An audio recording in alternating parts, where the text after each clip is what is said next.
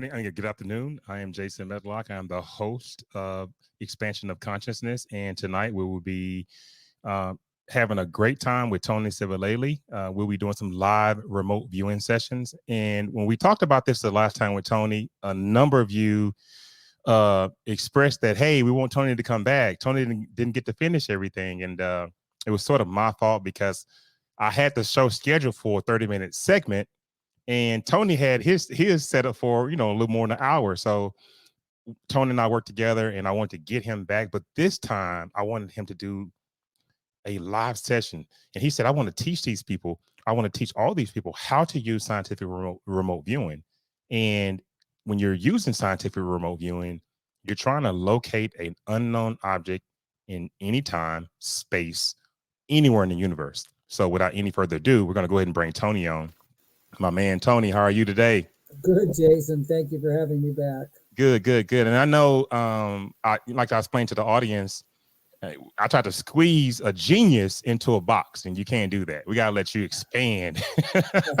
We'll find one, and then we'll try to put the genie back into the bottle. So absolutely. So go ahead. Yeah, I know. So I know that. Can we just go ahead and just kind of recap a little bit about what we're doing tonight? I will. First off, explain the scientific remote viewing, and I know you're going to get into it, just so we can get the audience familiar. One thing I would tell you guys tonight. Do all of that. Yep. We're going to do all of that, and that'll all be through the PowerPoint slides. And what I want to do is we're going to do 3 quick sessions with the audience. One will be for myself to just do a total demonstration of what it looks like. The second one they'll participate in, then we'll have a short break, and then we'll have an actual first scientific remote viewing session with phases 1 and 3 for your audience. There are 5 phases, but you can actually do scientific remote viewing with 3 phases, and they'll see how it's done and get a taste for it tonight. And the only thing I ask is that everybody pretty much have several sheets of clean paper or a notepad and a free-flowing pen. So if they do not have that yet, we want to grab those things and get ready to actually do a little bit of remote viewing live here tonight on your show. Well, I have my paper right here. I have my free-flowing pen. I have a 0.7 0.7 ballpoint pen or 1.0, but I like 0.7 because it's very fine. 1.0 typically kind of bleeds a little bit on the paper. Right. So I know that because I've worked with Tony so much, and even a pencil will work if you can't find a pen handy. Those things will work, but preferably if anybody goes on to take a course, you want to use a good free-flowing pen. But for today, a decent pen and a pencil with several, 5, 6, 7 sheets of clean white paper will be best. So what we'll do is we'll remind them again before we get started. But let's get back to you. We want to dig off into Tony and figure you out a little bit more. Well, I mean, everything was pretty much said about me on the first show. Some of my history with some of the UFO research and my missing time episode when I was 7 years old. And that got me into the whole idea of, looking into science fiction, UFOs. I read Chariots of the Gods in the 7th grade, and that kind of stuck with me. And then as time went on, in the early 90s, I saw the TV Fox show Alien Autopsy, and I got interested in UFOs, the Roswell crash. I've had trips out to Roswell, out to Area 51, Dreamland, saw different things, took pictures. That's all in the first show. If people want to go back to that first show, it was like a half hour, 40 minutes that we did. But I didn't get too much into the whole remote viewing aspect of it, but it was because of ufology that I got interested in remote viewing, because I came across a book, and that's pretty much where I can start, with this show right here, because I will go into a little bit of remote viewing history and definitely my history with remote viewing, as opposed to the first time we mostly went into it, Jason, about my personal history about missing time, UFO sightings, my following of science fiction, all the reading, all the research, all my trips to all the different locations, the conferences, my speaking at different conferences, my book, Ambassadors to the Stars, etc., etc. Okay, so what we'll do is we'll do a quick show intro. I am Jason Medlock. I'm the host of Expansion of Consciousness. log on to www.expansionofconsciousness.net. Sign up to our newsletter so that we can get you information. If you want to follow us, you can follow us on YouTube. Just simply type in Expansion of Consciousness. You can follow us on Facebook, Expansion of Consciousness. Just that's the only thing you have to type in. And I want you guys to know how to find Tony Sivalelli. www.learnremoteviewing.net. www.learnremoteviewing.net. Look Tony up. Go to his website. He is very affordable. He's reasonable. He can teach you skills that that will, pretty much hard to get. I mean, people specialize in this type of training, and Tony is one of those guys who he's a very, very good teacher. You'll see tonight. Yeah. So Tony, I appreciate that, Jason. Yeah, I have a history as a personal trainer and nutrition consultant. So I've done a lot of one-on-one work with people before and groups as far as training. And I've done definitely different group sessions with people live and also Zoom-wise with remote viewing as well.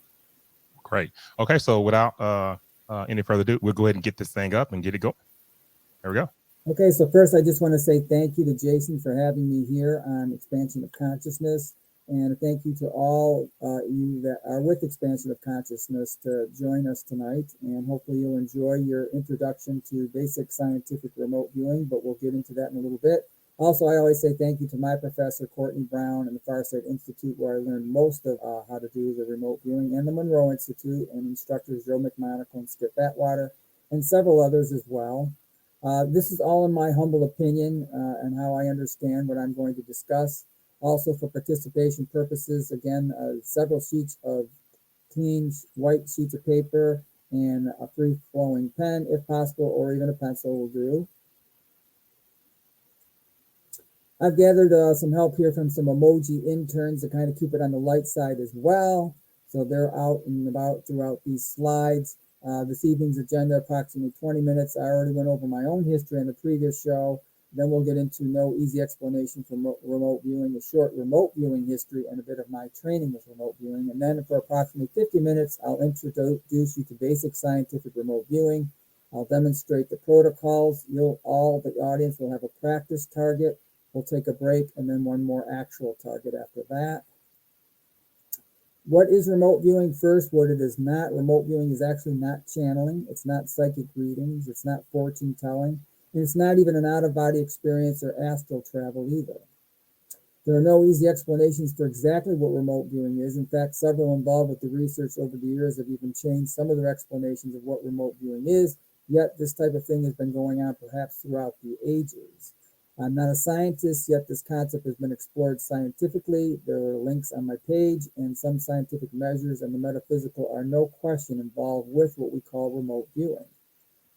The electron interphase, that could be one part of it. It all goes back to the double slit experiment in the late 1800s. Different scientists went back and forth where they would take an electron, put it in an electron gun, and shoot it out. Electron's a very small part of an atom, and actually they would make it to where there would be a single slit. When you see number 2 here, the single electron would just go through the slit and remain an electron. But when they had 2 slits, that's why it's called the double slit experiment, the electron would actually break itself in half, go through the 2 different slits, then somehow come back out of the 2 different sides and become one particle in space-time again. So the whole idea was that there had to be some type of communication going on between those electron halves in order to split up and come back again. And Albert Einstein actually called this spooky action at a distance, and it was named actually with scientific terms called quantum entanglement. Yes. Yep. And that's another demonstration of it. And this went on through the early 1900s, 1920s, 1940s, 50s, etc. Other ways of explaining it is there's some type of an electron interface throughout all of us. Everything, thoughts are energy.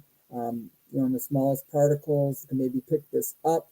So like the brain could be the spinal cord, a type of antenna, and be able to pick up different types of thought patterns at when you practice this type of thing.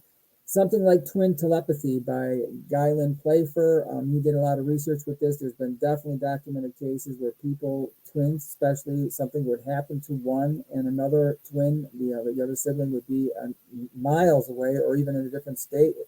And they would know something that had happened, had gone on. There was just some type of an electron interface, you could call it, there as well.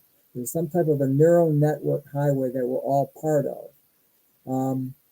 Edgar Casey, we know about psychics. We've heard about things like that before. Shamans, oracles, medicine men, things like that have all had different claims and stakes that they could communicate through other dimensions or other realms. There's some type of, again, energy interface. When we get into quantum physics, it could become more of an electron type of interface that we just looked at a few moments ago. Jacques Vallée, a ufologist, also a astrophysicist and a mathematician. He also worked with the Stanford Research Institute group in the early 1970s that helped develop remote viewing. He described it as a consciousness type of network. He actually went on to say in his quote is, "I propose to describe consciousness as the process by which informational associations are retrieved and traversed. The illusion of time and space would be merely a side effect of consciousness as they traverse the associations to get information."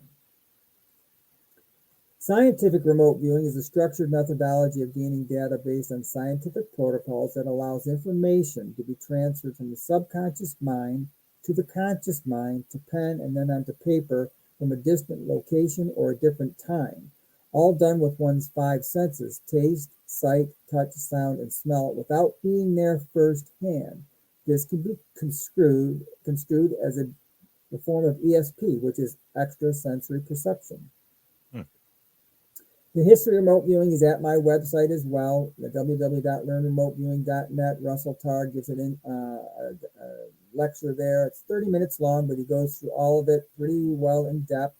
I'll go into it for just a couple minutes here shortly. He also has a book, The Reality of ESP. So basically there's scientific facts, scientific studies with all of this that goes on, that has gone on, and Stanford Research Institute put a lot of time and money into this, and the military came in afterwards. The famous SRI. Yep. And a brief history of remote viewing was during the early 1970s when the aforementioned Russell Targ, who was a physicist, and Hal Puthoff, another scientist, and Charles Tart, a psychologist, they all had an interest in parapsychology, and they worked out of Stanford Research Institute. What they did is they got a hold of Ingo Swann, who was a noted psychic at the time. He was in the East Coast in New York, and he was also an artist, a painter. But they brought him out from the East Coast to the West Coast, and what they did is they developed different protocols and phases over the course of several months. And they produced psychic-like effects, and they called this initially in the early 1970s remote viewing. Well, the military had also been dabbling into this type of thing as well in the late 60s and early 70s, and they got wind that the group out of SRI was doing some successful research with this. And so the intelligence community got a hold of the group out of SRI, Stanford Research Institute, and said, you know what, we've been dabbling into this ourselves a little bit. We'd like to know, would you like an exploratory grant to take this to the next level? And the group out of SRI said, yes, we would. So they gave them a grant for quite a bit of money at that time. And what they did, the group out of SRI, the scientists in Ingo Swann, is they brought in a couple other scientists that had an interest in this type of thing. And then they brought in several other so-called psychics. And within a few short months, they started tweaking the remote viewing procedures. And again, their information and the content they got was pretty good. And the military was once again interested, and they said, well, you know what, do you think you can train some of our people how to do this, what you call remote viewing? And they said, yes, they would. And they were definitely up for the challenge of this. And so they interviewed, maybe 30 or 40 people. And they came up with 6 initial people. Roughly, it was 6 people that went out to SRI, and they were trained by Ingo Swann and also Russell Targ and Hal Puthoff. And they became the first quote-unquote psychic warriors that the intelligence community employed. And this went back and forth, and they also expanded a place on the East Coast out of Fort Meade, Maryland. And again, this was in the 1970s. And nearly 22 years this went back and forth, and it went under various names. Gondola Wish, Project Grill Flame, Stargate, etc. And the year of Spies was born, and quite a bit of money was spent on this. And a lot of the people that were involved with the remote viewing program, especially out of the military, they had a commonality. A lot of them were artists. A lot of them were very creative. Several of them had near-death experiences. Some of them had out-of-body experiences. Some of them had seen ghostly apparitions. Some of them had UFO sightings. And the military knew that there was some type of extrasensory perception that was going on here, and Stanford research was basically proving it without question, in the scientific world, that it was possible and it was doable. And so they had a good marriage there, and they did different type of programs, and they looked at different targets and spy targets, all those different types of things. And what happened is in the early 1990s, as this was going on, some of this started leaking out into the general populace, and the History Channel got wind of it. And what they did is they approached a group out of SRI and the military and said, well, we find this fascinating that the military is working with psychics and psychic phenomena. We'd like to do a documentary on it. Well, the military didn't disagree with it. They thought it'd be more trouble than it was worth at first. So they just said, you know what, okay, we can do it, but we want a say in how this is put together. So what they did is the History Channel sent out a fellow by the name of James Schnabel. He was a science writer and a journalist and also an author. And he started conducting interviews with some of the people that were involved in the program at SRI. He found out that Russia was actually doing it maybe even before the United States. Yep. They had some Canadian ties, and Schnabel got really interested in this whole idea. So he started writing a book about it on the side.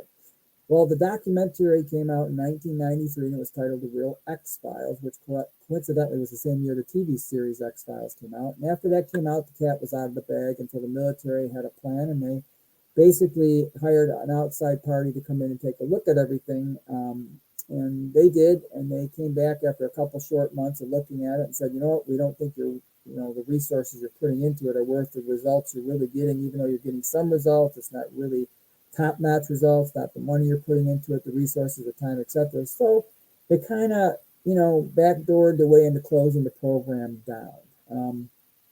And after that, there was still, rumors that it was going on, etc. And this is where I became involved, as I saw a documentary, that the second documentary was put out on the Nightline TV series. And I remember watching this and thinking to myself, wow, who would have thought the military was working with psychics and psychic phenomena? Yeah. So a couple of weeks went by. I come across the Real X-Files, the repeat on the History Channel, and it was a little bit longer. It was at roughly about an hour. That was an hour-long show. The one I saw initially on Nightline was just a half hour. And one of the military remote viewers was being interviewed by James Schnabel, and he said sometimes when they were looking at really sensitive targets, things like underground missile silos, biological weapons depots, nuclear submarines, things of that ilk, these unidentified flying lights would start coming in and out of these sessions, and these military remote viewers were identifying them as actual UFOs. And that really caught my attention. So I made it a point to go out and get Mr. Schnabel's book, Remote Viewers, The Secret History of America's Psychic Spies, because I wanted to know all about UFOs from a extrasensory perception point of view, what kind of information I could garnish with that. But I didn't come across that book initially, Jason, but I came across a second book to my surprise called Cosmic Voyage, it was titled, by a professor out of Emory University named Courtney Brown. He was a teacher of nonlinear mathematics and social sciences. And he teamed up with one of the ex-military remote viewers, and they used the tool of remote viewing to look at the idea of UFOs and potential extraterrestrials visiting Earth. So this book was really what I was looking for in the first place. So I bought that book and I read it. Quite interesting. First part of it was basically about the people who were part of the program for a while, how much training they had put in it. The bulk of the book was the sessions between Professor Brown and the ex-military remote viewer. And they came to the conclusion that there was not one race of what we would call extraterrestrials, or I call them not of this earth intelligences coming here. There were several groups that had been coming here, and they had been doing so for a long time, and their agendas varied. So after I got done reading that book, I called the Farsight Institute, where Courtney Brown was the head of this particular group that was involved with remote viewing. And they were telling me on the phone after they had answered a couple questions accordingly, that they're going to be teaching civilians how to do scientific remote viewing. And the lady who's secretary was also a viewer herself. She asked me, well, it sounds like you have a real interest in this. Would you like to learn? We're teaching civilians now. And I said to her, I remember saying to her, I don't think I'm quite ready for this now, but I'll definitely keep it in mind. And she said, that would be great. We advise that you do some meditation or learn meditation before you come out here and do this. So I hung up the phone thinking to myself, well, I'm just not ready for that yet because I just don't feel comfortable with it. But after thinking about it a couple of days, I slept on it. I then took the first step and I joined what was called the Transcendental Meditation. I learned that through the Maharishi Vedic schools here. I also took a course in subliminal messages as well. And I reread the book Cosmic Voyage, and that was about 6 weeks after I had talked to the secretary at the Farsight Institute. And then I called him back and said, you know what, I think I'm ready to take this course now. So I went out there in 1997, and I, along with like 14 or 15 other people in this picture here, we took the course, the Voyager course of basic scientific remote viewing, and it was quite an experience for me. I was a personal trainer into fitness and all of that, and I was in good shape, but I remember I didn't lift anything really more than a pen, but I was pretty exhausted at the end of that week because my brain got exercised way more than I had been accustomed to. And after that class, they said, if you want to continue doing this type of thing, we're going to have more advanced classes coming up in the near future, but they advised to maybe go to the Monroe Institute and learn about the out-of-body experience, and this might enhance, along with your meditation, the procedures of learning scientific remote viewing. So I did that. I went to the Monroe Institute where they study the out-of-body experience, and both the out-of-body experience and remote viewing involve getting information from taste, sight, touch, sound, and smell without being there firsthand. And the out-of-body is somewhat more of an astral travel type of thing, but they use sound waves, and I won't get into that detail. I have detail of it at my website and how it's done. But you use a binaural beat of different sound waves. One, it can be heard by the conscious mind. The other can only be heard by the subconscious mind. You play them within various frequencies of each other. What they do, this binaural beat, it creates a cerebral wavelength inside your brain, actually, that creates a neurological effect that allows what's called theta brainwave information to be transferred to the beta brainwave state. You've got quickly 4 different brainwave states that are the majority of what we go in and out of all the time. Delta is below 4 hertz, which is when you're sleeping. Between 4 and 7 hertz is the theta brainwave state. It's also called the hypnagogic state. It's basically right before you wake up and right before you fall asleep. You are more open to more different types of energies and surroundings that you have around you. Then you go into the alpha, which is the daydreaming between 8 and 13 hertz, and then you have the beta brainwave state between 14 and 32 hertz. And so this binaural beat allows information to be transferred from the theta brainwave state out to the beta brainwave state. So some of those things that you have while you're sleeping, you can bring it back, or some of the things just before you fall asleep, just before you wake up, you can bring it back to the waking state.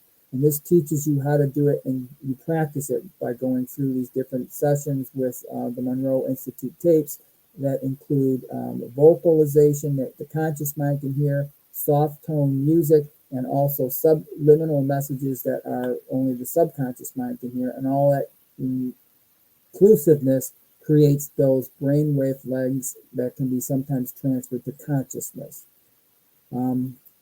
I know that's in depth a little bit, but I just want you to know there is science behind this. There's been a lot of research put into this by different universities, different people, different organizations, etc. We're going to look at an actual remote viewing session example here. And this is what you get. You get a target, 2 sets of 4 digits, and we'll go into all this in a little bit more. Let's say the target is actually the Leaning Tower of Pisa. And you go through different parts of it. You write down sketches, you write down protocols, you go through phases. So just giving your audience here a little bit of what this entails. And a remote viewing session, a full session, what we're doing tonight won't be this, but we'll do enough so you get the gist of it. It's usually 45 to 60 minutes, like you and I do, Jason. When we do a session, it's usually 45 to 60 minutes. And I got to admit, Jason's been one of the best students I've ever had. He's picked this up quickly. He has such good success in some of these sessions, and we get into some deep sessions as well. The general rule of thumb is 33% you can guess and probably get some information right. 33% you may just be wrong. It's the other 33% that separates, what's called a good session from maybe a so-so session or a not so good session. Once again, if you want more information about the history of remote viewing, that's the Russell Targ video at my website. Projects that I've been involved with myself personally, secrets that are paranormal type of projects. Most of the stuff I've been involved with does not include the paranormal or UFOs, but I have definite information, short videos, papers, and things like that, all up at my website. Secrets of Redgate, UFOs that were out in Montana, also artificiality on Mars, ? I worked with several military remote viewers on this particular project. It was through several schools, including the Hawaiian Guild, Association of Remote Viewers, Controlled Remote Viewing out of California, and Scientific Remote Viewing out of Atlanta, Georgia. And it's good information about what might be actually terraforming going on right now on the planet Mars. And for your information, the real reason why I teach basic scientific remote viewing is the potential byproducts anybody can get out of this. And it may help one's cognitive abilities, their intuition to be developed, memory, recall, the ability to focus. You may also notice more synchronicity in your life. All these things are already there. It's kind of like when you exercise a muscle. You have to muscle it or it just becomes atrophied. It just doesn't become very useful. But if you exercise these different faculties inside your brain and do these type of exercises, anybody has the capacity to be able to do, to a certain extent, some remote viewing. And some of it really can surprise you what you can come up with. Okay, let's begin our first basic introduction to scientific remote viewing. And there are many styles. Doesn't mean any one is any better than the other. It's basically they're all based off the original Stanford Research Institute program out of California back in the early 1970s. When we go through this, there'll be like a blue outline box you'll see on the slide with my little emojis and the actual process that's going on. Then you'll have blue and a deeper blue box, a lighter blue, I'm sorry, that actually shows what you'll do next, and then a completed example for each one as well. So it'll be pretty easy to follow. During your remote viewing session, you never really want to be concerned about ever naming or guessing or labeling what a target is. The only thing you're concerned is to bring back information that you're sensing. And there's a place for all of these things where people, our egos always want to name things. We want to be in charge. We want to be in control. And we just deduct those. We go off to the right-hand side and deduct them. It doesn't mean it's good information or not so good information. The thing is, when you start labeling or guessing and you have straight answers with this, you want to just deduct them off to the right side. You put D hyphen, write down whatever it is, drop your pen for 5-10 seconds, pick it back up, take a couple breaths, and resume right where you leave off. Tony, I remember you when I was first learning remote viewing with you. Yes. When I touched my pen on the paper, you said, Jason, if you hold that pen there longer than 1.6 seconds, your conscious mind answers that question for you. You have to get that information before that.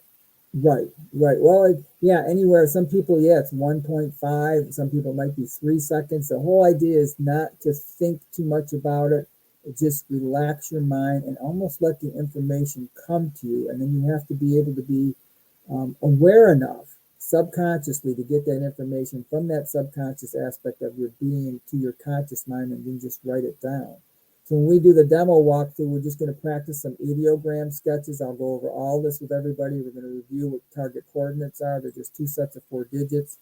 IL is an ideogram label. A is a description of the pen, of the movement of the ideogram you just created. Then you'll probe the ideogram. You'll take the tip of the pen and touch what you sketched out for a second or two each time and write down what you sensed. And that's for primitive and advanced descriptors. And you'll learn how to deduct on the right-hand side. Don't worry, I will walk everybody through every step of the way with this. There'll be a slide for every single step with a demonstration of what it should be looking like. So phase 1A is right here. And what we want everybody to do is simply to sketch out what we call ideograms. Ideograms are basically your first connection with what your target is after you get 2 sets of 4 numbers. And you write those numbers on top of each other, and that'll be like this here, you'll put that on the side of your sheet of paper, and you'll sketch out one of these ideograms right here next to that. So what everybody just simply wants to do, just to get some type of familiarization with remote viewing, the very basic of it, is to just sketch out right here the same thing that you see in front of you. These loops right here are for a subject. So when you sense a subject, the half a box or half a square is a structure. Yep, exactly what Jason's pointing out. A small straight dry land, a line is just simply dry land. A wavy line is water. Up and down, like an upside down V, is a mountain or pyramid, and energy is a squiggly line. So if everybody has a chance just to sketch those out, each one 10 times, just to get used to it, because you're going to be doing this very shortly as you actually do your first remote viewing sessions. So you just want to get used to these type of sketching, because sketching, writing down is all what remote viewing is, but you're bringing this information again from the subconscious to the conscious, to pen, to paper. So we'll give everybody definitely a few more seconds just to do this particular exercise on one sheet of paper, and then after you're done with this sheet of paper, you go on to another sheet of paper for what we're going to learn next. But these are your first sensing perceptions of what your target is right after I give you what's called target coordinates. So while they're practicing, Tony, so basically, as soon as you get, like you just said, as soon as you give, when we get to that step, as soon as you give a target coordinates, which are those 4 numbers, one of these Two sets. ideograms, it'll just come to them, and they must Right. let your hand just be free. Yep. Let your hand and just flow, and whatever happens with that pen happens. Yes. Okay, we'll go on to the next slide. The target coordinates look like that, and you just do one of the ideograms on the bottom there, right next to it, to the right of it actually on your sheet of paper. And it'll be like this, not quite like this yet, but you'll sketch out the target coordinates. Then off to the right of it, you'll sketch out one of the ideograms, and it ends up, it's this simple, everybody. It ends up just looking like this on your sheet of paper. 3908-0462, sketch out an ideogram. I say the target coordinates aloud. You write one set of 4 on top of the other set of 4, and you quickly sketch out an ideogram right next to that. The ideogram is an inch or 2, maybe by an inch or 2, and that's it. This is what it looks like. That's what I mean by I'll walk you through every step of the way. I always do that when I teach. Then what you'll do, after you have your target coordinates and you sketch an ideogram next to it, you'll go off to the right, the far right of the sheet of paper, and you'll write the letters IL for ideogram label, colon, and you'll write down whatever that ideogram was. Was it a subject? Was it structure? Was it dry land? Was it water? Was it a mountain or pyramid? Was it energy or motion? And you just write down one of those of what that ideogram label was. Then about an inch underneath that, you'll write the letter A colon, line it up with the IL colon, and you'll describe the movement of the pen with words. And this is where you put 4 or 5 different words in there. It could be up, down, you can just use an L for left, an R for right, a loop, slant is a straight line off to the side, slope is a curved line off to the side. And what this does is it brings you from a subconscious aspect. The people are practicing, we're going to do the session, or we'll learn the process. It brings the viewer closer to what the actual target is, because you're describing it now in a movement of pen with words. And it doesn't mean you even have to be right. You don't even have to get the ideogram right for what the target is initially, because you can, as you go through the process, you'll get more information that comes along with it. So this is what it looks like so far. It'll be simply with just your sheet of paper will just look like this. I give 2 sets of 4 digits, and the ideogram is sketched out to the immediate right, less than 3 seconds in time. Go off to the far right, IL colon, say structure, whatever the ideogram is, or if it was a subject, or if it was water, or dry land, mountain, or energy.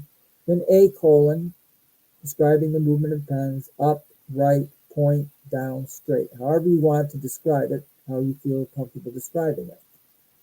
Then what we do is we simply learn how to do probing. What we do is we take the pen or pencil that we have in hand, we take the tip of it, and we touch the ideogram, the marking of the ideogram, wherever the line is, and you touch it for a second or 2, and do that 2 or 3 times. And what you'll do is you'll get primitive descriptors, and I'll just show you what those are. It's either going to be S for soft, SS semi-soft, H for hard, SH semi-hard, W for wet, M for mushy. Those are primitive descriptors. You'll probe the ideogram 2 or 3 times for a second or two each time with the tip of the pen or pencil, and it's either going to be soft, semi-soft, hard, semi-hard, wet, mushy. And this goes 1 inch below where A colon was. Then you'll probe the ideogram again for what's called advanced descriptors. It's either going to be natural, which is N, MM is man-made, A is artificial, E is for energetics, M for motion. So again, you simply take the tip of the pen, probe the ideogram 2 or 3 times, a second or two each time again, and either it's natural, man-made, artificial, energetics, or motion. Your subconscious mind is actually gaining information from what this target is. And it looks just like this. That's as simple as it gets. It's not too extensive. You've got your target coordinates, sketched out your ideogram label, colon, A colon describe the movement of the pen with words. And again, I'll walk you through. Probe up the primitive descriptors, hard, semi-hard, wet, soft, semi-soft. In advanced descriptors, probing again, and this time we had a deduction. You thought maybe the person thought it was a stone. You write D hyphen, write the word stone. You drop your pen, take a couple breaths, 5-10 seconds or so, 15 maybe, pick it back up, and we resume where we left off. So, quick review here. Never concern yourself with naming what a target is. There's a place for that called deductions off to the right-hand side. When you do have a deduction, you drop your pen, you wait for 5, 10, 15 seconds, take a couple breaths, and you resume right back where you left off at. And you're always more concerned with sketching, probing, sensing what you're getting from your 5 senses of taste, sight, touch, sound, smell, without worrying about labeling or naming. I, the monitor, I'll often say while we do this even tonight, listen to your intuition and subtle senses, do not edit anything, deduct everything, and we follow the structure, the protocols and phases. And the reason why we follow the protocols and phases, the protocols and what we're doing are phase one, what I just described. What they actually do is for the viewer, they keep your audience, they'll keep your conscious mind occupied all while information comes to and through to the subconscious mind. So there's another reason why these actual physical protocols are put in place. And it's been time and tested again by many different people. They keep the conscious mind occupied all while the information comes to and through to the subconscious mind. Phase 3, we're skipping phase 2 now because we don't need to go through that now, will be a sketch. And these are the 2 things you'll learn. Phase 1, A here, and then phase 3. You'll start sketching out your target on a whole new sheet of paper, and you'll always deduct if anything comes to your mind that's a label or a guess. And again, it's a new sheet of paper. When you're doing your sketch, we're never concerned about your artistic ability. You're not concerned about your grammar. You're not concerned about your neatness. The only thing you want is just to get information down. That's the main thing. Because as you do this, you could be in a type of hypnotic state actually during some of these sessions. You'll get so focused. And we're not concerned about grammar. We're not concerned about spelling. We're not concerned about real artistic ability or things like that. And this is how it works. You don't want to use ideograms if you don't have to when you sketch. This right here, the red, this is not necessary. If you need to just sketch out a structure, let's say for instance you sense a building, it doesn't have to be this detailed because that gets your conscious mind too involved. Just this to the right where it's green, acceptable, that's fine for a structure. So no ideograms and no extensive artistic work either. Just a simple structure of whatever it might be, a plane, a boat, a spaceship, a home, a building, etc. Same thing here. No ideogram for subject. If you get a subject, it doesn't have to be sketched like this right here. That's too extensive, too much work. Subject can be a stick man or something like this. If you need to deduct, you think it's a President Lincoln or whatever else, you just write that down, drop your pen, pick it back up, and resume where you left off. Slight petroleum smell. It doesn't have to be printed this neat right here. It can be just written across the page just like this right here at the bottom. That's what is acceptable. So again, we're not looking, when you do remote viewing, for anybody to be an extreme artist. We're not looking for extensive spelling or grammar. We're not looking for neatness. We're looking for the data to be put down so you make sure you don't lose that connection. You don't worry about those other types of things that I just mentioned here. Neatness, grammar, artistic ability, things like that, spelling. And that's what we just went over right here just a couple seconds ago. Next is an actual demo.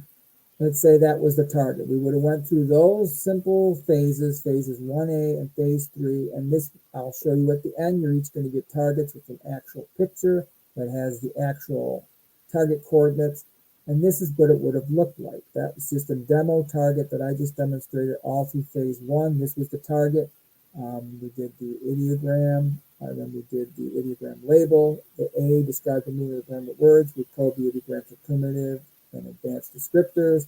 Then we went on to phase 3 and started sketching out what you thought you sensed. And anything that you would have gotten, let's say we actually had a session that was a demo: structure, stone, granite, marble, doors, windows, gray, blue, tan, green, warm, Texas, war, battle, historic, any of those things you would have put down or had a feel for, you would have deducted it maybe. Those would all have been good indicators that you had gotten some information about what the target was. Next, everybody in the audience, you're going to actually practice. We're going to do a practice session, then we'll take a short break, and then we're going to do an actual session as well. This next target, I'm going to give you a little bit of front-loaded information. It has something to do with dry land. So just so you all know, that's called a somewhat front-loaded bits and pieces of information.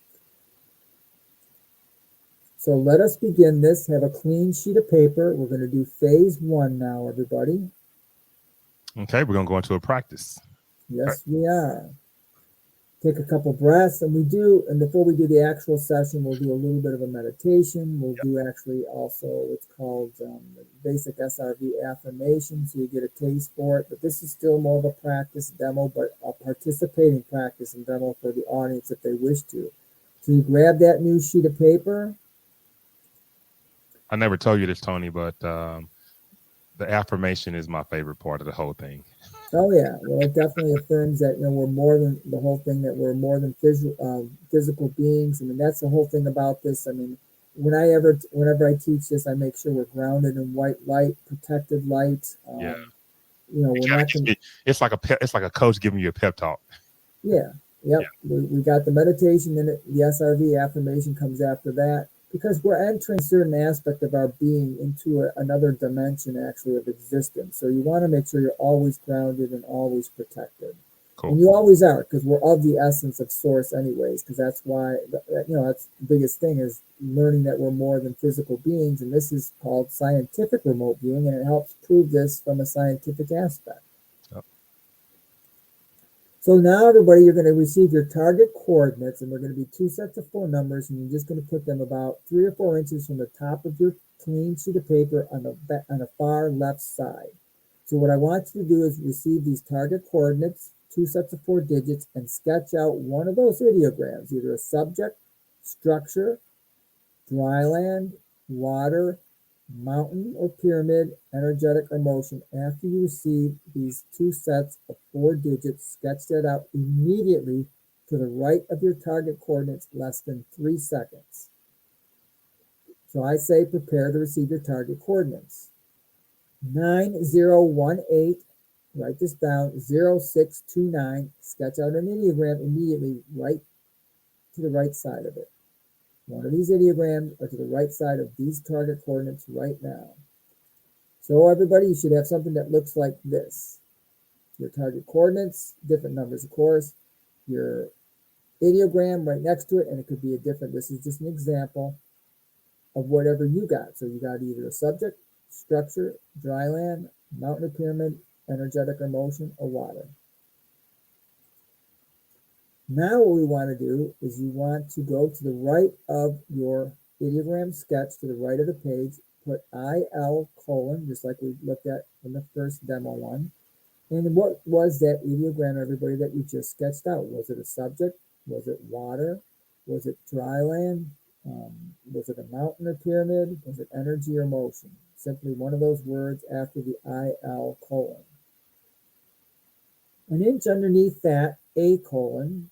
Now just describe the movement of that pen, of the ideogram with words. Is it moving up, down, however you wish to describe it, however comfortable you would describe your ideogram in 3 or 4, maybe 5 different words, how you would describe that movement of that ideogram. If we're moving a little fast, guys, just go in the chat. But this is only a Yes. practice. Okay. Just go in the chat and say, hey, slow down.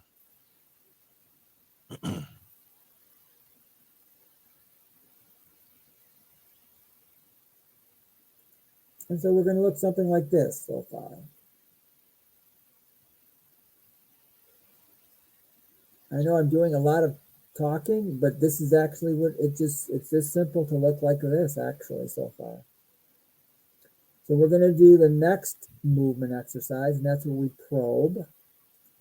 We're going to probe the ideogram that's next to the 2 target coordinate numbers. You're going to take the tip of the pen or the pencil, and you're going to touch your ideogram ever so slightly. Whenever we see this blue box here with the white hand in there, that's when you're actually probing.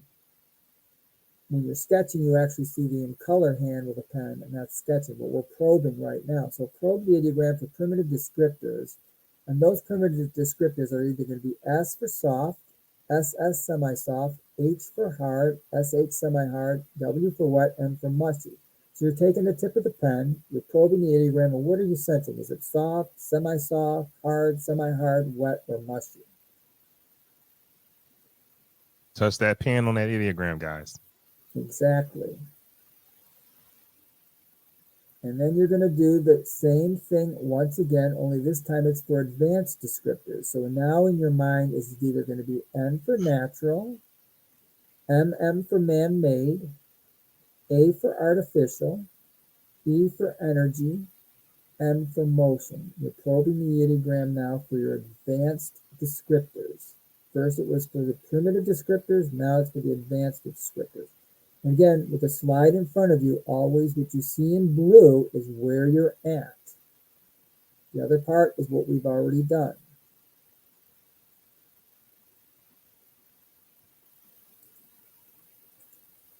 Okay, so it should look something like this. And if you get sometimes 2 answers for these particular probes or whatever that you're doing probing, please feel free, everybody that's watching this, to write down so you think it's natural and man-made, but maybe there's 2 things going on there. So you write them both down. If you have an inkling for something, a second part of it, please feel free. You always want to write down the information you get. That's why I will often say, do not edit anything and deduct everything. So make sure all data, no matter how insignificant or silly or unimportant you might think it is, you never know. Just get it down. Because the one thing you don't want to do is say, oh, I had that, but I just didn't feel like writing it down. You always want to write it down, no matter how insignificant it might seem. So far, the session should like this. One of the guests says, I missed that step. Don't worry about it. This is just a practice session. This is not the real session, so don't worry about missing a step. Well, we're going to go back. So we're going to do probing for primitive descriptors, soft, semi-soft, hard, semi-hard, wet, or mushy, and probing the ideogram for advanced descriptors, natural, man-made, artificial, energetic, or motion. And so we should be about right there now. Got the coordinates, the ideogram label, description of the movement of the pen with words under A. We probe the ideogram for primitive descriptors, and we probe the ideogram again for advanced descriptors. Okay, so hopefully everybody's with us here. Next, we're going to get a whole new sheet of paper, everybody. So put that other sheet aside.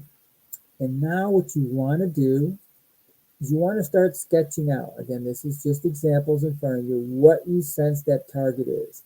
And it doesn't have to be just one sketch. It could be 2 sketches, maybe even up to 3 sketches, 3 parts of it, or 1 main part of it, and that's all you get.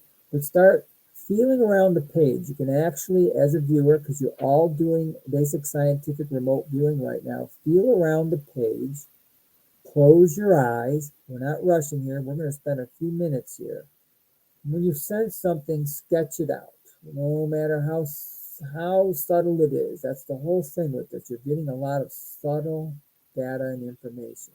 And I'm talking a lot now, but I won't talk as much during the next one, which will be more of an actual session. Touch the page. Listen to your intuition and subtle senses. And if anything has a label or a name, write it down. Just put D hyphen, write it down. Drop your pen for a few seconds. Take a couple breaths. Relax. And I'm going to be quiet now for a good 2 minutes. And I want everybody just to take it in. Because believe me, an aspect of every one of you, your being knows already what this target is. You're trying to get that information, break that veil from the subconscious to the conscious mind to pen to paper. And this is the very beginning stages of learning how to do this. So for the next 2 minutes, sense what you're getting, write it out, sketch it out. And if you're not getting anything, don't force it. And for the next 2 minutes, if it just comes to you one time or halfway through this, then sketch it out.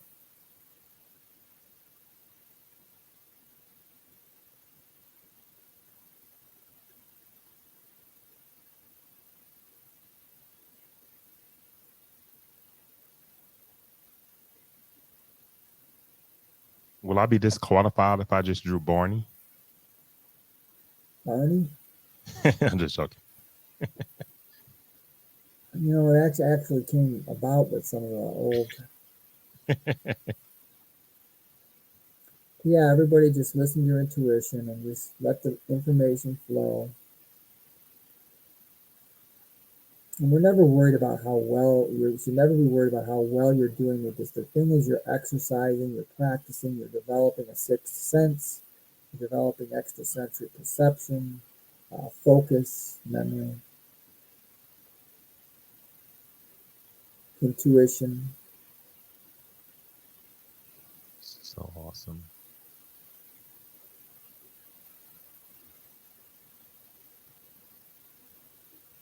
Another minute and that's it. And I'll go over what this target was.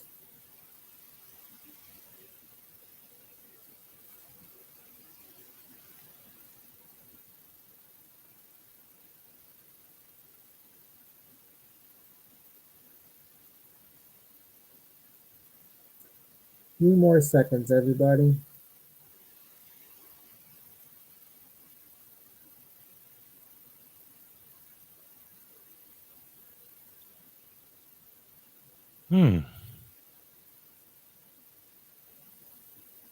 Okay, now we're going to go on to the next slide. I want everybody now on the middle of that page that they just had their sketch on to go to the bottom of the page and simply write out at the bottom. Remember, we do what the blue box says across the screen here. Put end of session, colon, and the time, wherever you're watching this from. It might be Central Standard Time, Eastern Standard Time, whatever the time is, Pacific Time. Whatever time you have, just put the time, end of session, write that out, colon, and then the actual time of the end of session. Okay, here's your first practice target, everybody. So here's what it was. The delicate arch out of Utah National Park. That's the target coordinates we had. Oh, wow. So, these are all the things you have. We had a little bit of a front load there. We said it was on dry land. We said dry land. So if anybody got any of the following things, tall, something tall they drew, or towering, some type of a mountain if they drew it, dry land, or circle, colors blue, orange, tan, brown. And those are more of a phase 2 thing, which we didn't do, but an outdoors park, open area, circle, arch. Anybody have a real quiet, peaceful feel in this particular target? Anybody that was hot or warm? You got different senses. Some people are better at some parts of this than others, and they develop these areas quicker. Valley, nature, opening, keyhole, all those things would have been good for this type of target. Does anybody want to share anything about what they had in the chat? That would be great. Yeah, if you're in the chat, go ahead and if you have any of this, go ahead and put it in the chat so we can show it. Now, Tony, I'm gonna show you what I just did. It's almost scary, but you said towering, and here's mine right here. Let me see if we can't. I drew somewhat of a. It looks just like it, huh? Somewhat like it. Absolutely, because there's an opening in the middle. It's tall. Um, Jason, you're always scary with this stuff. I'll tell you what. Wow. All right. You know what? This is funny. My sister, which is my co-host, look at what she put. She just put look what she put, Tony. I'm sweating. Okay, because you're hot. Okay. No Okay. question about it. I mean, that's She said she drew a ladder. okay, good. Okay, good. Absolutely. That's upward. No question about it. That and hot means you made obviously some type of a connection with this. Okay. Right, right. Hot, yes, absolutely. And when Tony says you guys make connections, that means that your subconscious mind is actually there. It's It is. It yes. actually is. You go to these targets and you bring back that information. The question is, can you bring it back through these scientific protocols? That's why this is called scientific remote viewing, and bring that data back through that filter, which we call the conscious mind, and that's why we deduct and all this type of stuff. So this teaches you how to do that discipline, and again, it improves cognitive ability, intuition, memory, focus, all those type of things, noticing more synchronicity because you're more open to it. You're starting to train that aspect of your being. And from a student aspect of it, I'm sitting here just like we're in class, Tony. You're my Yep. instructor, my monitor. And when I touched the page, I saw something tall with legs. And it looked like a tower, it immediately looked like a tower. And I just started drawing it. Right. But what I didn't do was try to get too descriptive, or my conscious mind would have taken over. Right. You're right. You went about it the exact appropriate way of doing it. Just let the data flow to without being too involved and trying to name or guess. But that's why we have those deductions. It's just a matter of relaxing and letting the data flow to and through you, because a certain aspect of all of us know always what the target is. It's just a matter of bringing that back. Did anybody else get anything? Just put it in the chat if you got anything. I think Tony's Yeah, I'd love for people to share, anybody who's participating to share whatever they got. And then again, any of these things are good information. Mountain, dry land, colors of blue, orange, tan, brown. That's more for the phase two. As we get into the, deeper, if somebody were to take the course, you would see there'd be a place for a lot of these different pieces of information. But if anybody was quiet, peaceful, or like your sister said, hot, warm, sweating, a serene feel, a valley, nature feel, any of those type of things, a circle, and again, tall and towering. Now, for you physically to be sweating while you're doing this, that's pretty. My sister is intense, really. Yes, but she's gifted as well. So for her, it doesn't surprise me. Right. So it's almost like a phase 4 when you're pulling more information out. What do you feel? What do you? Oh yeah, we would have gone into that Yes, much further with that type of verbiage. That's good stuff, T. Yes. And it's almost like when you ask me to smell or to taste. What do you taste? What do you smell, Jason? Oh, yeah. We go into all of that during phase 2, but that's more. Sure. We can only go so deep into this, Sure. with an introductory, and so it has to be done in steps. Because I remember when I went out there and learned, it was phase 1 one day, phase 2 the next day, Right. phase 3. It was all encompassing of the previous phases as we went through and learned it. All right. So what we want to do now is actually everybody, and hopefully we got some people participating. If not, participate in the next one. We're going to take a break for 3 or 4 minutes, and then we're going to come back, and it's going to be another 15-20-minute session with a short meditation first, and then an SRV affirmation after that, and then an actual target again, just like we just did right now, phase 1A and phase 3, and we'll have a second target for everybody. So we want to take a little bit of a break, let everybody, if they need to refresh, get some water, get some liquid. It's important to stay hydrated. I should have mentioned that from the get-go, but now you can get a chance to get some hydration, and whoever's participating, or even if they're just watching what's going on. So you and I will talk. Unless you absolutely, I'm good. Yes. Okay, so we'll move from that and get back on the screen.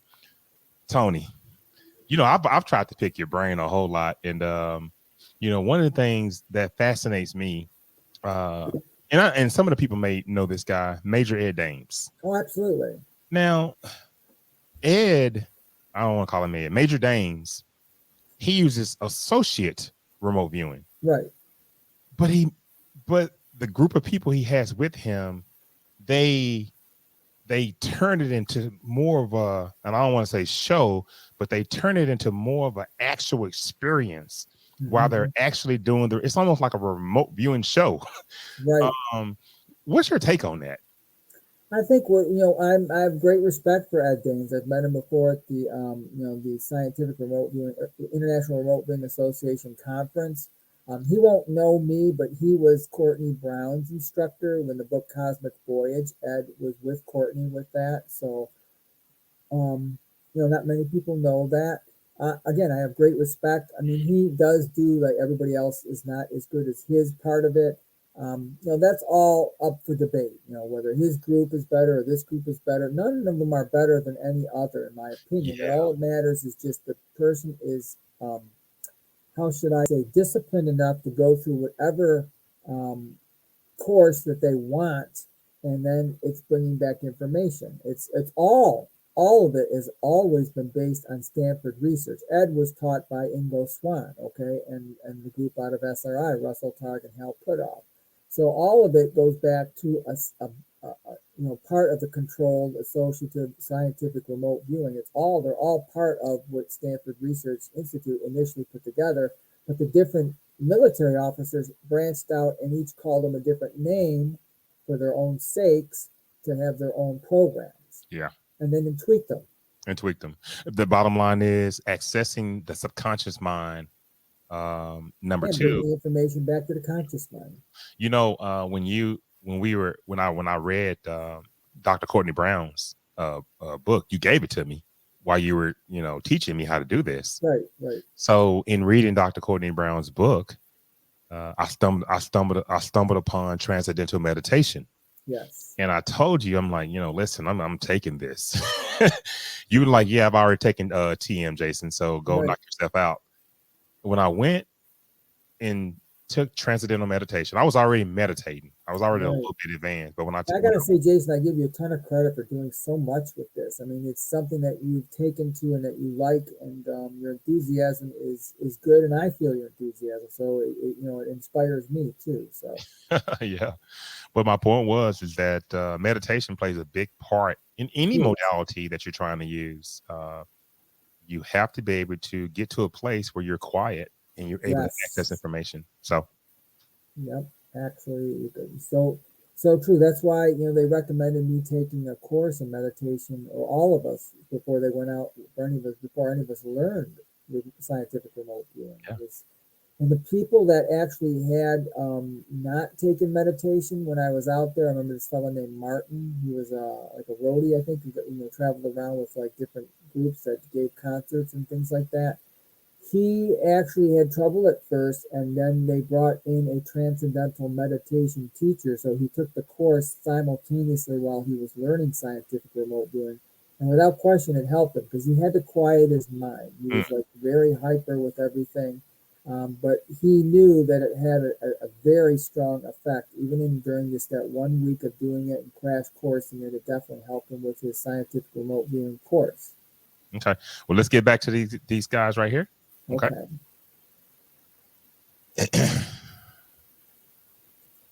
Okay, before we begin this next class, everybody loosen up, stretch a little bit if they want, if they hadn't done that already.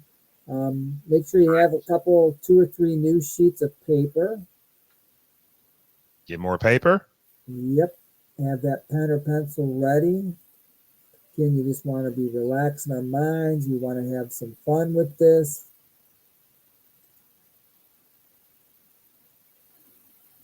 And we're actually going to be doing phase 1 and 3 again with this remote viewing session here right now. And we're all going to meditate together right now. However many people are watching, even if they have to watch it on tape, we all want to do a short, 3, 4, 5 minute meditation where you're just sitting and practicing with your breathing, everybody, and you picture white light all around you. And I'll lead you through this. You can do pranayama breathing if you want. The whole thing is to breathe in through your nose, hold it for a second or two, and then exhale through your mouth. Because this is going to be like we're doing an actual session right now. If anybody were to take the course, it's going to be more like this after we do our learning. Then before we do a session, just like Jason and I do all the time, we do some meditation. for several minutes. Everybody, we're just breathing. There's a white light within you. There's a white light all around you. This energy is our essence. We can call it whatever we want: spirit, soul, subconscious aspect. All part of the divine source that's in part of every one of us. And just focus on your breathing, because this all helps a person get relaxed. So I'm not going to say too much anymore. We're going to actually do a couple minutes of just breathing and relaxing, and then we'll do an affirmation right after that and get into the session.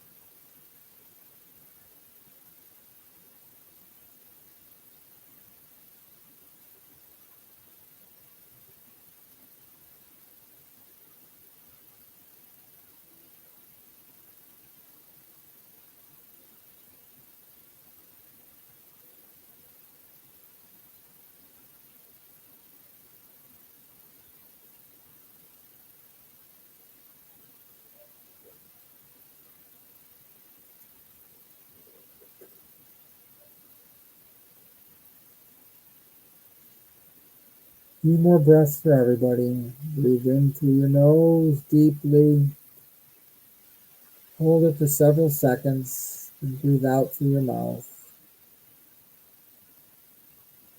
When the white light is all around you, it's within you. You're grounded, protected by this light.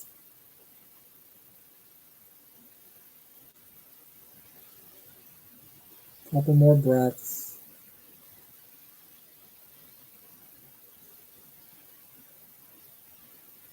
Breathe in through the nose. Hold it for several seconds. And exhale through your mouth.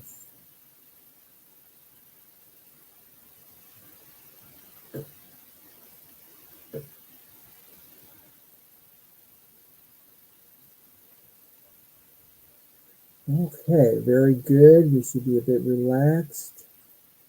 Next, I'm going to read what's called the SRV affirmation. I am a spiritual being. Because I'm a spiritual being, I'm able to perceive beyond all boundaries of time and space. My consciousness is ever present with all that is, with all that ever was, and with all that ever will be. It is my nature, as a human, to be able to perceive and thus to know all that there is to know. Everywhere at all times I seek to learn and thus to evolve. To further my own personal growth and assist others in their growth, I direct my attention to a chosen point of existence. I observe what is there. I study it carefully. I record what I find. Okay, everybody, that clean sheet of paper. Prepare to receive your target coordinates. You're going to put it about 2 or 3 inches down from the top to the far left-hand side. 2 sets of 4 digits are coming up, and you'll sketch out an ideogram right next to that. So prepare to receive your target coordinates. 3, 1, 7, 5, 2, 8, 5, 1, ideogram.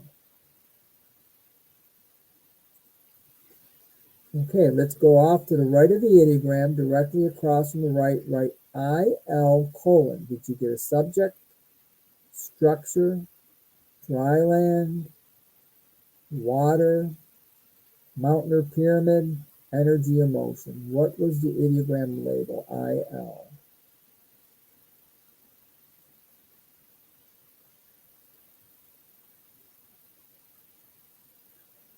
All right, 1 inch under that, put the letter A colon.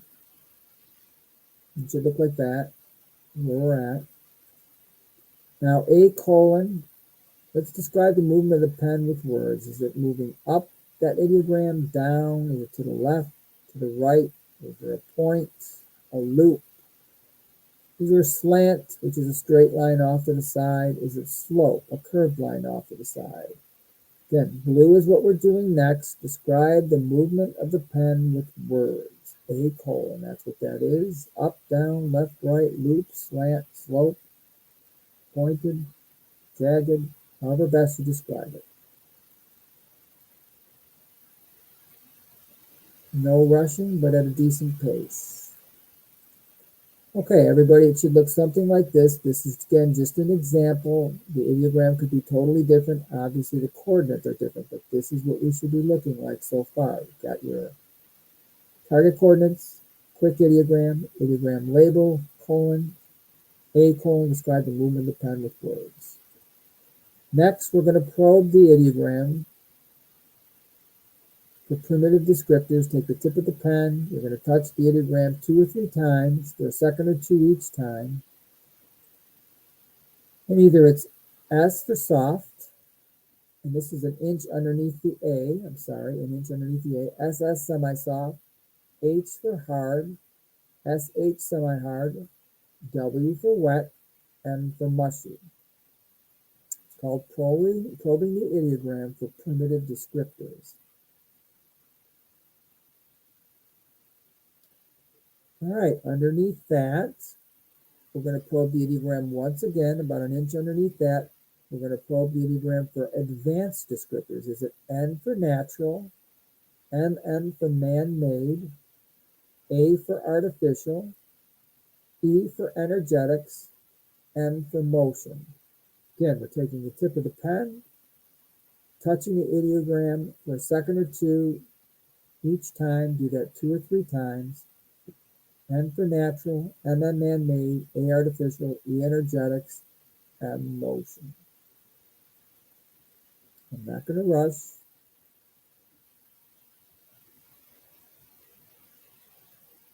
And if it's a couple of these, feel free to do so. And if you're getting anything that's a conscious thought, that's a label or a guess that's coming on strong, write D somewhere on the page, preferably off to the right-hand side, D hyphen, write out what it is. Doesn't mean it's good or bad information. We just want to get it out of your conscious mind. And pick the pen back up and let's resume.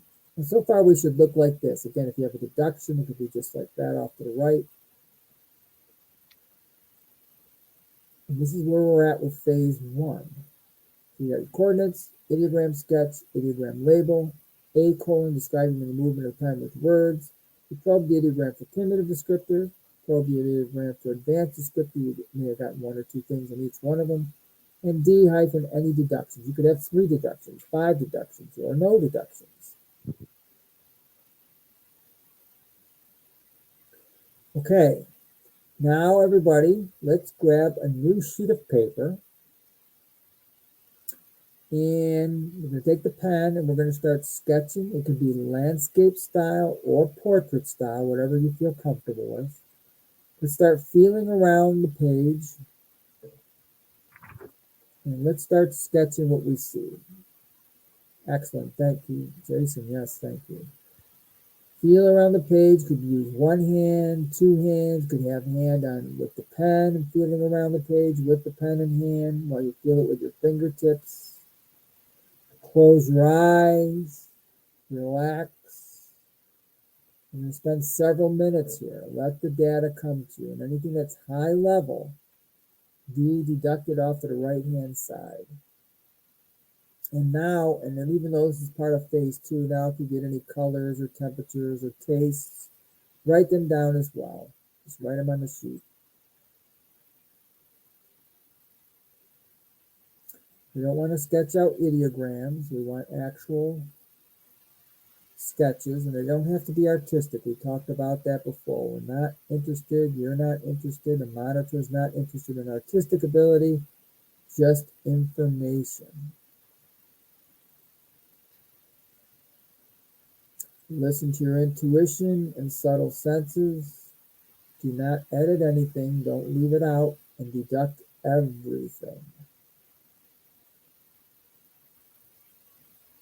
Breathe easy, naturally, let the data flow.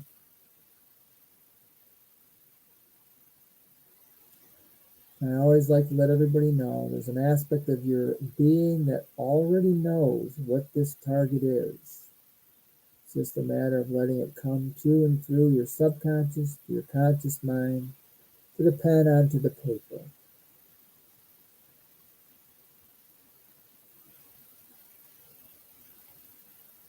Target can be anything.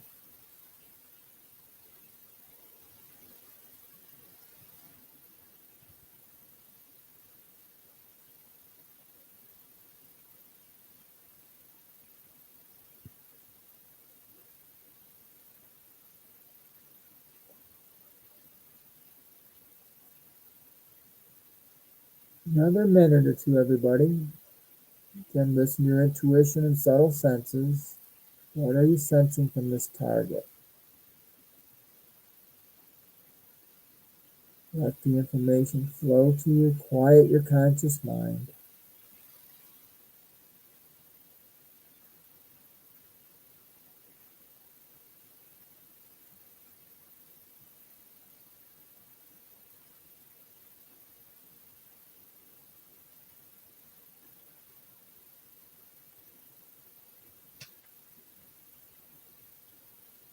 Another minute or so, and don't force anything. And sometimes this stuff comes out spontaneously. You could be close to the end of a session and all of a sudden you just get something. Write it out, sketch it out, deductions. And it's okay to put your pen down, take a deep breath, and then pick your pen back up. Yep, we got a few more seconds to go. If you need to do that, exactly what Jason said, no pressure. Take a couple breaths.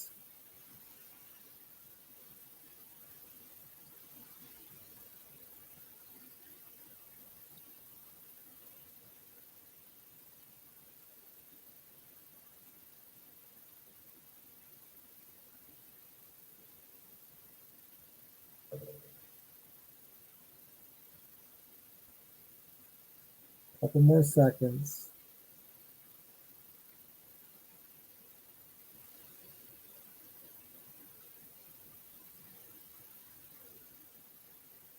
Okay. Now everybody, on the bottom of the page in the center, put the words end of session, colon, and then the time right after that or right underneath that, wherever it is where you're at.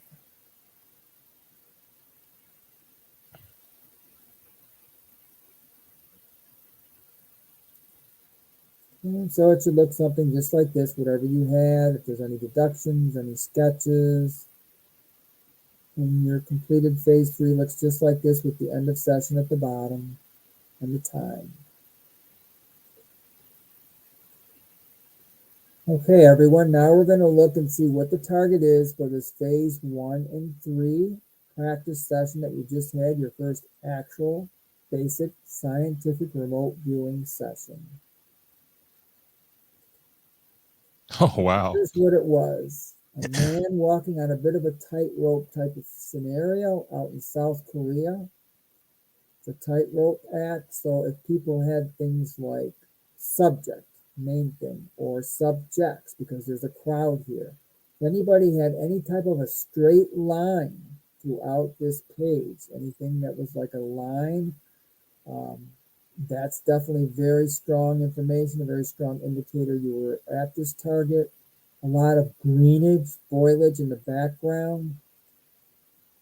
As we review subject, crowd, open air, if anybody had any type of balance or if they felt dizzy, if you had a sense of athletics or walking or rope or string or thin, falling, outstretched, colors black, green, white, blue. Again, those are more phase 2, warm again, Korea. Any type of an Asian sense to this. Fan, hat, headdress, those things were all part of what this was. He was holding a fan. He had 2 hats on, the color blue, the color white, the color green. Okay, we got people coming in. Elisha Grismore says, I had long And visitors. Okay, long is definitely the string across. Visitors, you've got a bunch of people visiting, watching this event. And we Tasha Carroll says I got green. Okay, good. If we would have got, I mean, it's hard to do so much because Jason. I mean, what we would love to get into phase two with Yeah. everybody, so you could get. Why I asked you, are you sensing colors? Are you sensing taste? Are you sensing smells? All those things there would have been a place for it, but to just get it without even me asking, that's pretty good. I think Tereska had a icicle and a banana. LOL. A waterfall came to mind. That's cool. I She had a very strong inclination for the first one, that's for sure. yes, very strong. On the advanced descriptor, I picked up motion and energetics. Now Tasha says I actually drew a tree, and that would be, Okay, yeah, that was good. that's obviously right there. Did you, when you drew the tree, did you have like the actual leaves and the foliage part of it too? I would be curious. Hmm.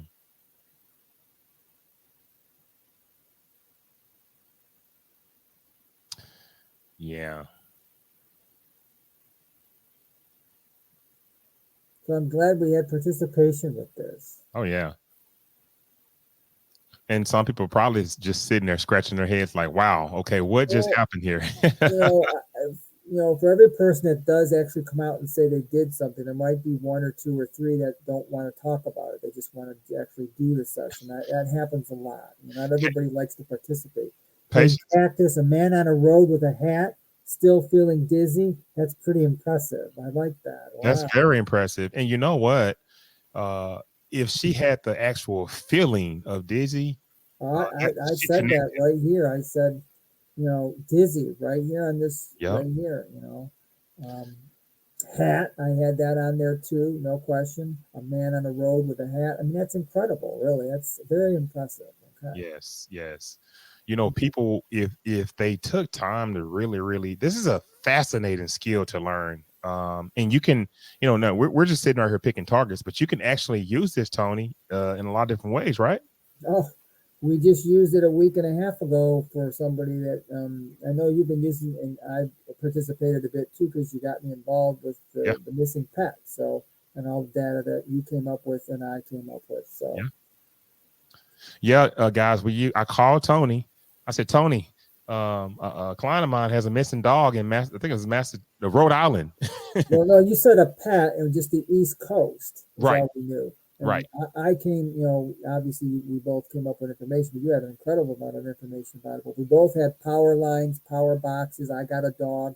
I'd be very curious if that dog was black and white color and around 40, between 40 and 60 pounds. Just for the heck of it, I'd like to know that. But Jason, you had some incredible information and you helped that lady out obviously finding a But pet. listen, Tony, I wouldn't have known how to even find that dog had I not.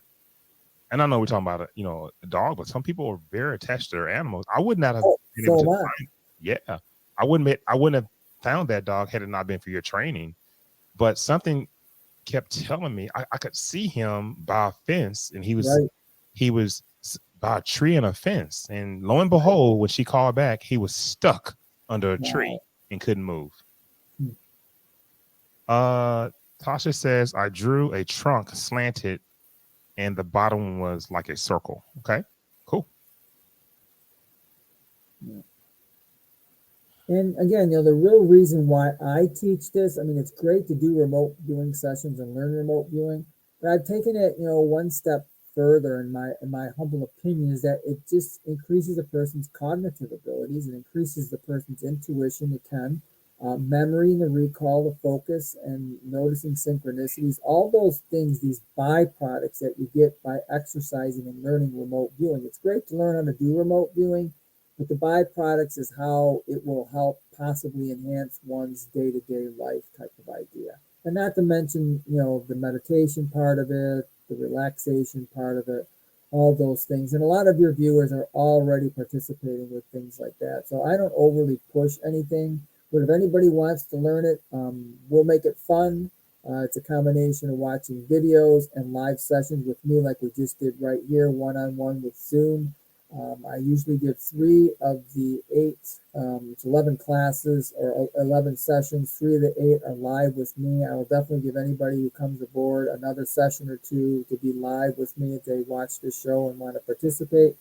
And we'll make sure you know how to do this and are comfortable with it. And as you can see, I walk anybody all the way through this. Each and every step that we always learn, there's always a PowerPoint presentation that goes with it, whether it's live or on video. All right. So it's like I make the personal training comparison. How you learn how to exercise your body and the muscles and things like that. This is the same thing, only you're exercising your intuitive aspect, your being, your subspace, subconscious, breaking that veil between your subconscious mind and your conscious mind and bringing it back to pen and paper. That's why you go through the protocols and phases, because they keep the conscious mind occupied while the information comes to and through the subconscious, and that's why it's called scientific remote viewing. But I do want to say thank you, everybody, for taking time to participate and to learn some of the basics of basic scientific remote viewing. Hopefully everybody enjoyed it. We always want to have fun when we do this. It is work, but we want to have fun when we do it as well and not get overly attached to results, but that's always fun also. But Jason, again, thank you for having me on here. I enjoyed doing this, working with some of your audience here. Hopefully they had some fun with it as well. All right. So, Tony, I appreciate it. You and I will get together tomorrow and try to get schedule our next time that we're going to hook up and meet. And you can go ahead and do you have do you have any message for the audience before you get out of here? No, I would say you can get a hold of me through the website and the contact link, or just Tony Sivalelli at gmail.com. Anybody that has any questions, anybody that wants to discuss anything with me, I'd be free to actually make time on a phone call or a Zoom call. If anybody has any, type of ideas or how they can make it work, or if you have a scheduling situation, or however, whatever questions or ideas or thoughts that you have about it, I'm open to discussing with anybody. So, okay. Well, I'll go ahead and finish it out with the audience. Tony, thank you so much, and we'll get together soon. Thank you, Tosh, Carol. Thank you all, our audience, your sister, everybody, patients, etc. Thank you very much for participating, and best to you all. Thank you, Jason. Okay. All right, guys. That was Tony Sivalelli, and you can do anything that you like to do. It takes practice. Anything takes practice. Using your subconscious mind to find information, to find targets. And I know this was a long session. It was, Tony, talked, and maybe some of you got a little tired, but this skill increases a lot about yourself. I mean, your intuition, your memory, your recall. But there are so many different things you can use. There's so many different ways you can use scientific remote viewing. I used it to help a woman on the East Coast find her pet. I've used a variation of this to predict future events. I've used it to find keys that I've lost. I've used it for a number of things. So if you think that you may be interested in scientific remote viewing, I'm going to put Tony's website up once again so that you guys can get a look at it. LearnRemoteViewing.net. LearnRemoteViewing.net. I mean, he really took his time. He really showed me how to access the depth of my subconscious mind. And one of the tips I'll give you, and it's not a tip because Tony showed you, but it's when you use this pen and you put this pen on the ideogram, you touch the tip of you touch it with the tip of the pen, information comes. And Tony would tell me it's the low level information that's the best information. That normally happens when you first touch the ideogram. When you touch it, it comes right to you. It's there. You have to be accepting of the information, though. The information, you can't overthink it and say, no. I know I didn't think about no elephant. I want to say car. No, when you touch the ideogram with your pen, that information that comes right then and there, That's the low level information. That's the information that's stored in your subconscious mind. This is a great show. And I hope you guys enjoyed it. I am Jason Medlock. You are listening to the expansion of consciousness, where we'll see you again soon. I hope everybody enjoyed it, and take care, and good night to you all. And let me get this out, the outro. And we're out of here, guys. We're out. Good night.